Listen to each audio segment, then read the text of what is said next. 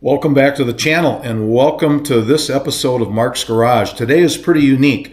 You know, the things that I cover on the channel deal with motorsports, a lot of motorcycles, adventures, so trips, and certainly projects around the garage. But today is unique because I am helping a good friend of mine sell his 1938 Ford truck. So it's pretty unique.